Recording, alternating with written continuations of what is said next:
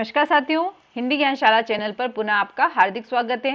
साथियों, हिंदी व्याकरण की जो हमारी श्रृंखला चल रही है उसमें आज का जो टॉपिक है वह है वाच्य। साथियों, वाच्य क्या होता है, उसके भेद कौन कौन से होते हैं, वाच्य के एक वाच्य से दूसरे वाच्य में परिवर्तन किस प्रकार से होता है, उसे हम सरल, आसान और ट्रिक के माध्यम से किस प्रकार से लंबे समय तक याद रख सकते हैं, उन सभी का आज हम अध्ययन करेंगे। साथियों, हिंदी व्याकरण की जो हमारी श्रृंखला है ये सभी प्रतियोगी परीक्षाएं जैसे कि आप स्क्रीन पर देख रहे हैं, आरपीएससी फर्स्ट ग्रेड और सेकंड ग्रेड के हिंदी विषय के जो विद्यार्थी हैं उनके लिए, साथ ही साथ एमपीपीएससी के जो एग्जाम्स हैं उनके लिए, रीट जो हमारी एग्जाम्स आने वाली हैं उसके लिए तो बहुत ही महत्वपूर्ण है ये। DSSB, KVS, NVS, TGT, PGT और पीआरटी के एग्जाम्स के लिए, साथ ही साथ राज्य स्तरीय जो एग्जाम्स होते हैं सीटेट, एचटेट, यूपीटेट और एमपीटेट, उन सभी के लिए, साथ ही साथ कक्षा 6 से लेकर 12वीं तक के वे समस्त विद्यार्थी, चाहे वह एनसीईआरटी से संबंधित हो, सीबीएसई से संबंधित हो या आरबीएसई से संबंधित हो, उन्हें हमारा हिंदी व्याकरण का पोर्शन जो है हमारा वो बहुत ही महत्वपूर्ण है। तो साथियों, बिना देरी के स्टार्ट करते हैं वाच्य। सबसे पहले जो वाच्य आता है उसका जो शाब्दिक अर्थ होता है, यानी कि सामान्य सा जो अर्थ होता है वो क्या होता है, उसे हम पढ़ते हैं कि वाच्य का शाब्दिक अर्थ होता है बोलने का विषय, यानी कि ऐसा विषय जिस पर हम बोलते हैं, जो हमारे बोलने का विषय है वो हमारा वाच्य कहलाता है साधारण अर्थ में।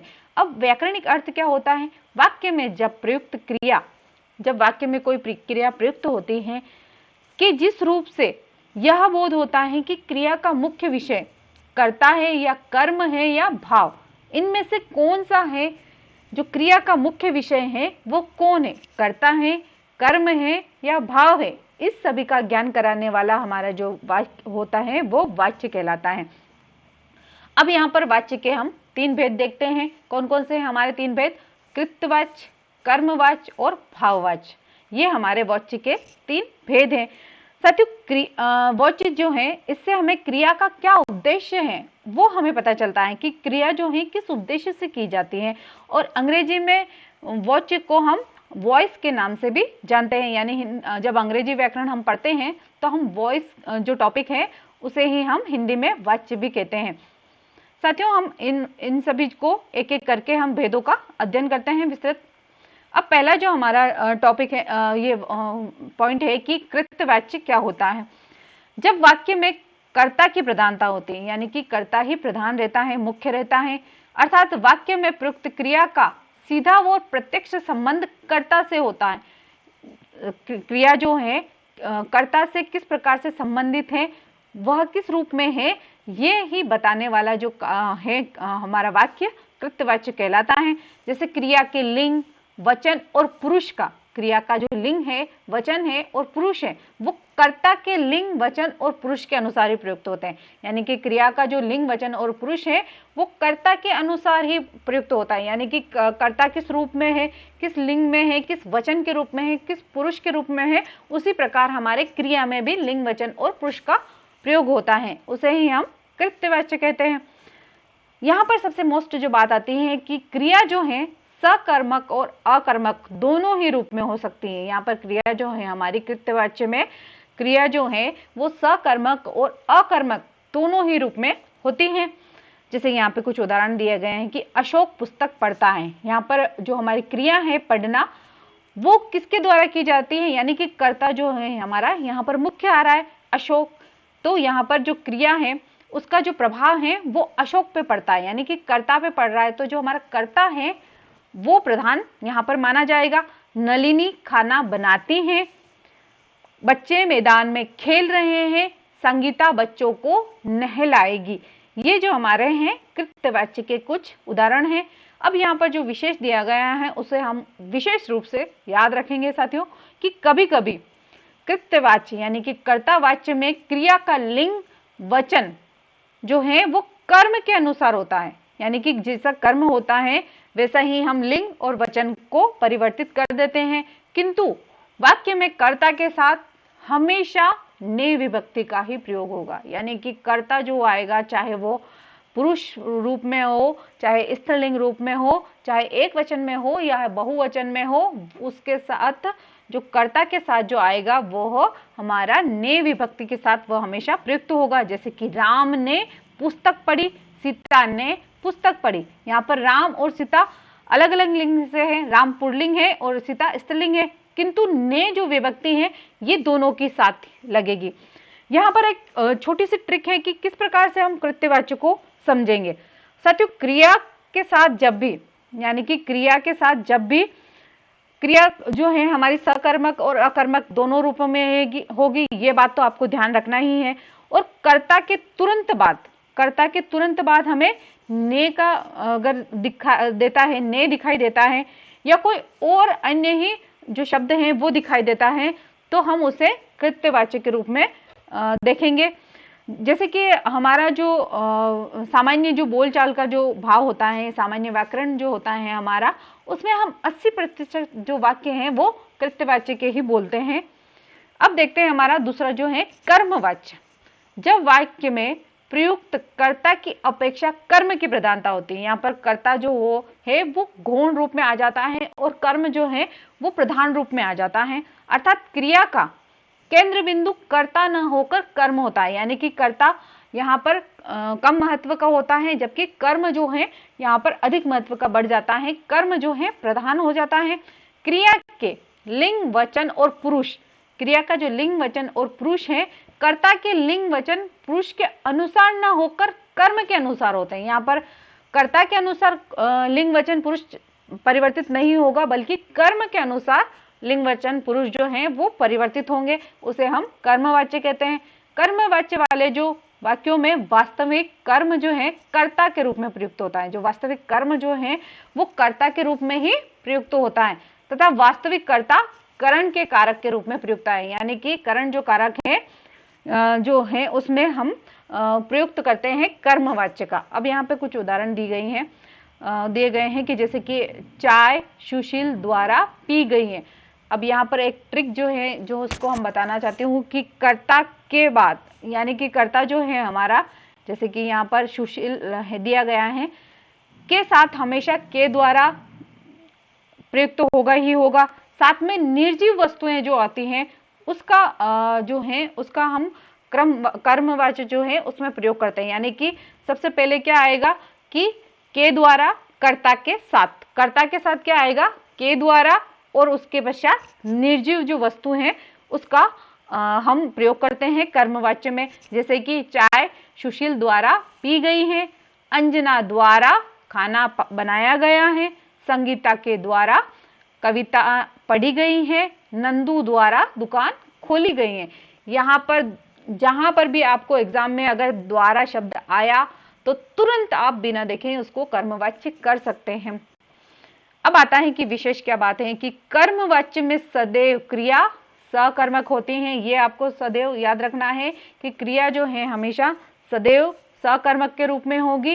कभी कभी कर्ता का भी लोप हो जाता है, यानी जो कर्ता है उसका भी लोप हो जाएगा। जैसे कि यहाँ पर यह पुस्तक, यहाँ पर पुस्तक का किसी का नाम नहीं दिया गया है, पर यह पुस्तक नहीं बिक रही है, ये शब्द आया है यहाँ पर। मुझसे यह काम नहीं होता है, काम का नाम नहीं बताया गया है क्योंकि कर्ता जो है उसमें लोप हो गया है। फिर है वह दरवाजा नहीं खुलता, ये भी हमारा कर्मवाच्य के अंतर्गत आता है। अब आता है हमारा भाववाच्य। जब वाक्य में न तो कर्ता प्रधान होता है न ही कर्म, यानी कि न तो कर्ता की प्रधानता होती है न ही कर्म की प्रधानता होती है, न तो कर्म जो है वो बड़ा होता है न कर्ता बड़ा होता है। सबसे बड़ा कौन होगा, यहाँ पर भाव जो होता है, क्रिया का जो भाव है वो प्रधान होता है, बल्कि क्रिया का भाव प्रधान होता है। जो क्रिया का भाव है, जिस भाव से क्रिया की जा रही है वो हमारा भाववाच्य कहलाता है। भाववाच्य में क्रिया, ये बात आपको सबसे ज्यादा मोस्टली याद रखनी है साथियों, कि भाववाच्य में क्रिया सदैव एक वचन के रूप में रहेगी, पुल्लिंग के रूप में रहेगी, अकर्मक के रूप में तथा अन्य पुरुष के भाव के रूप में प्रयुक्त होती है। यानी कि जो भाव जो है हमारा अकर्मक के रूप में होगा, अन्य पुरुष जो शैली है उसमें लिखा जाएगा, पुल्लिंग के रूप में सदैव रहेगी और सदैव एक वचन के रूप में ही रहेगी। ये चीजें अगर आपने ध्यान रख ली तो ये हमारा जो टॉपिक है बहुत सरल और आसान बन जाता है। जैसे कि कभी क्रिया सकर्मक भी होती है और कभी अकर्मक, जो परिस्थितियां जो हैं उसी के अनुसार बदलती रहती हैं। और कर्ता और कर्म के साथ विभक्ति अवश्य लगती है, यानी कि कर्ता जो है और कर्म जो है उनके साथ जो हमारी सातों विभक्तियां हैं वो हमारी अवश्य लगती हैं यहाँ पर। जैसे कि सीता ने विभक्ति का प्रयोग किया गया है। अपने पुत्र को सुला दिया, यहाँ पर सुलाने का जो भाव है वह आया है। सचिन से दौड़ा नहीं जाता, नित्या से दर्द सहा नहीं जाता, गर्मियों में खूब नहाया जाता है, घायल कबूतर से उड़ा नहीं जाएगा, आइए अब यहाँ से चला जाए, शर्म के मारे उससे बोला नहीं जाता। यहाँ पर जो ट्रिक रहेगी साथियों कि कर्ता और उसके साथ में से जो शब्द हैं यानी कि जो हमारे विभक्तियां हैं वो देखने को मिलेगी, साथ ही साथ नकारात्मक जो शब्द हैं वो भी आपको यहाँ पर भाववाच्य में देखने को मिलेगा, और नहीं जो शब्द हैं इसका प्रयोग अक्सर करके आपको भाववाच्य जो वाच्य हैं उसमें देखने को मिलेगा। अब आता है कि वाच्य में परिवर्तन किस प्रकार से होता है। ये जो हमारा पार्ट है ये बहुत महत्वपूर्ण है, क्योंकि यहीं से प्रश्न आते हैं कि वाच्य परिवर्तन कीजिए, भाववाच्य से कृत्यवाच्य में परिवर्तन कीजिए, कर्मवाच्य से कृत्यवाच्य में परिवर्तन कीजिए, भाववाचक जो क्रिया वाच्य है वो किस प्रकार से बनता है। इस प्रकार से जो हमारे प्रश्न आते हैं उसे हम देखते हैं कि कृत्यवाच्य को कर्मवाच्य में परिवर्तन हेतु वास्तविक कर्म को कर्ता के रूप में हुए क्रिया के लिंग, वचन और कर्म के अनुसार परिवर्तित कर वास्तविक कर्ता को करण कारक के साथ प्रयुक्त करते हुए उसके साथ से जो शब्द हैं के द्वारा या द्वारा शब्द का प्रयुक्त किया जाता है। यानी कि जब हम कृत्यवाच्य से कर्मवाच्य जो परिवर्तित करते हैं उसमें कर्मवाच्य में से, के द्वारा या द्वारा शब्द जो हैं वो उसको जोड़ देते हैं और हमारा कृत्यवाच्य जो यानी कि कर्तावाच्य जो है वो कर्मवाच्य में परिवर्तित हो जाता है। जैसे कि गौरी फल खाती हैं, यहाँ पर हमारा जो कर्ता है वो प्रमुख आ रहा है, जबकि कर्मवाच्य में फल गौरी द्वारा खाए जाते हैं, यहाँ पर जो कर्म है वो हमारा प्रधान हो गया। अब है दीपिका ने चित्र बनाया, तो यहाँ पर जो हमारा कर्ता है वो मुख्य है, यानी कि दीपिका जो हमारी कर्ता है वो मुख्य है, किंतु यहाँ पे कर्म यानी कि जो चित्र हमारा कर्म है वो दीपिका द्वारा बनाया गया, यानी कि जो चित्र है वो हमेशा पहले आ जाएगा, यानी कि हमारा कर्म जो है वो पहले आ जाता है कर्मवाच्य में। निखिल चाय पीता है, चाय निखिल द्वारा पी जाती है, यानी कि हम कर्म को पहले रख लेते हैं। दादी कहानी सुनाएगी, तो कहानी दादी द्वारा सुनाई जाएगी, ये हमारा शब्द बन जाता है। मैं खाना खाता हूं, मेरे द्वारा खाना खाया जाता है। इस प्रकार से हम कर्तवाच्य को कर्मवाच्य में परिवर्तन आसानी से कर सकते हैं। हमें सिर्फ दो चीजों का याद रखना है कि साथियों कृत्यवाच्य से हम कर्मवाच्य में परिवर्तन करते हैं तो सबसे पहले कर्म जो है वो पहले आ जाएगा, वाक्य से पहले आएगा, और द्वारा जो शब्द हैं से, के द्वारा, ये जो शब्द हैं ये हमेशा कर्मवाच्य में प्रयुक्त होते हैं। अब आता है कि कृत्यवाच्य से भाववाच्य जो है किस प्रकार से बनाई जाती है क्रिया। भाववाच्य में क्रिया सदैव अकर्मक होती है, ये आपको बात हमेशा याद रखनी है कि भाववाच्य जब हम तीसरा वाच्य जब बनाते हैं उसमें जो क्रिया होती है सदैव ही अकर्मक रूप में ही रहती है। प्रायः निषेध का भाव यानी कि नहीं जो शब्द आता है वो इसका प्रयोग किया जाता है, तथा क्रिया सदैव एक वचन के रूप में ही रहेगी, पुल्लिंग के रूप में और अन्य पुरुष में ही प्रयुक्त होती है। अगर आपने ये तीनों चीजें अगर याद रख ली साथियों तो कभी भी आपका प्रश्न कभी भी गलत नहीं हो सकता यहाँ से। अतः कृत्यवाच्य को भाववाच्य में परिवर्तन करते समय कर्ता के साथ हम कर्ता के साथ क्या लगाएंगे, से जो शब्द है इसका प्रयुक्त करेंगे और क्रिया को एक वचन पुल्लिंग व अन्य पुरुष में परिवर्तित कर देंगे। इस प्रकार से हमारी जो कृत्यवाच्य है वो भाववाच्य में परिवर्तित हो जाएगा। जैसे कि तुम नहीं खेलते, यहाँ पर कृत्यवाच्य आया है तो यहाँ पर तुमसे, तुम तो है ही है, से जो शब्द है उसका प्रयोग करके नहीं जो नकारात्मक भाव है उसका प्रयोग करके तुमसे खेला नहीं जाता। गुंजन नहीं गाती तो गुंजन से नहीं गाया जाता। फिर है वे क्या लिखेंगे, वे क्या लिखेंगे तो क्या उनसे लिखा जाएगा। मैं उठ नहीं सकता, मुझसे उठा नहीं जाता। अभिषेक कुर्सी पर बैठता है तो अभिषेक से कुर्सी पर बैठा जाता है। ये हमारे वाक्य हैं साथियों, बहुत सरल है कि एक तो हमें से याद रखना है, भाववाच्य को कृत्यवाच्य को भाववाच्य में परिवर्तन करने के लिए से, और साथ ही साथ नकारात्मक जो हमारा भाव है उसका प्रयोग करना है। अब आता है कि कर्मवाच्य से कृत्यवाच्य किस प्रकार से बनाया जाता है।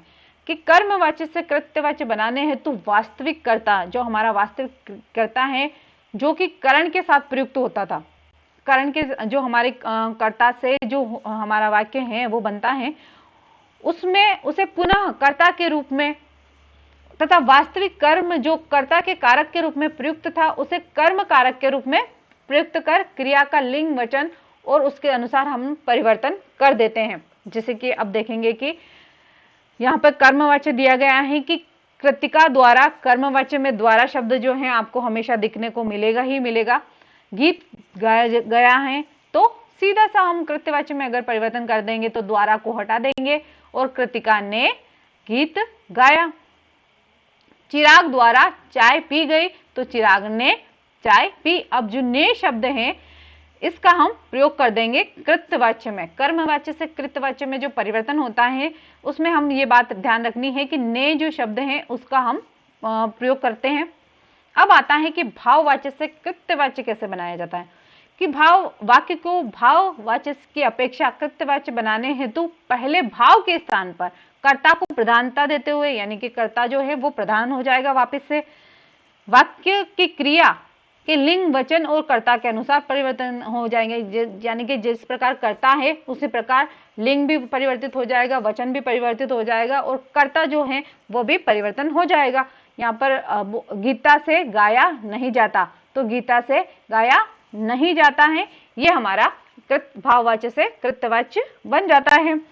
तो यहाँ पर साथियों हमारे जो दो बातें हैं कि किस प्रकार से हम कृत्यवाच्य से भाववाच्य को बदल सकते हैं और कृत्यवाच्य को किस प्रकार से पहचान सकते हैं। तो कृत्यवाच्य है उसमें क्रिया जो है हमेशा सकर्मक और अकर्मक दोनों ही रूप में रहेगी और कर्ता के तुरंत बाद ने या कोई अन्य जो शब्द आएगा वो आता है। फिर आता है कि कर्म जो वाच्य है उसके साथ हम कर्ता के साथ के द्वारा, से द्वारा या द्वारा जो शब्द है उसका प्रयोग करते हैं और निर्जीव जो वस्तुएं हैं उसका प्रयोग करते हैं। साथ ही साथ जो हमारा भाववाच्य है वो कर्ता के साथ से जो शब्द हैं उसका प्रयोग करते हैं और नकारात्मक जो शब्द हैं वो उसमें आते हैं। तो साथियों आज हमने वाच्य को बहुत ही सरल, आसान और ट्रिक के द्वारा बहुत ही अच्छे से समझा है। अगर आपको मेरा वीडियो पसंद आता है तो मैं आप सभी से रिक्वेस्ट करती हूँ कि वीडियो को लाइक कीजिएगा, शेयर कीजिएगा और चैनल को सब्सक्राइब करना ना भूलिएगा। साथ ही साथ बेल आइकन को भी प्रेस कर दिएगा ताकि आने वाले जितने भी नोटिफिकेशन है उनकी सूचना आपको पहले मिल सके। धन्यवाद साथियों, थैंक यू फॉर वॉचिंग।